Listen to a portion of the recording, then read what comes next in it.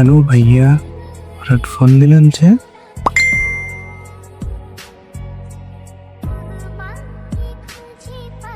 কি বলছেন এসব?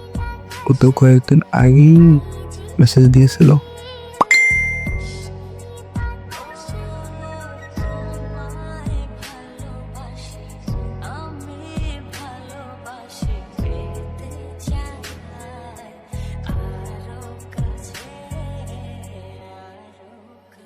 শারমিন ওঠো, দেখো আমি এসেছি।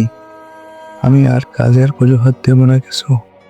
তুমি না বলতে আমার একটা গালি শুনলেও তোমার ভালো লাগে? আর যত বড় গালি দাও, তাও একটা কথা বলো।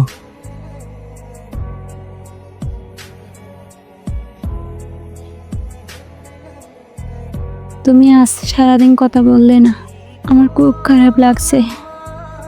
জেগে আসো শারমিন, দেখো আমি সারা রাত জেগে তোমার জন্য অপেক্ষা করছি। শারমিন, তুমি তো বলছিলে আমি পাষাণ, আজ দেখো তোমার এই নীরবতা আমাকে জ্যান্ত পাথর বানিয়ে দিল।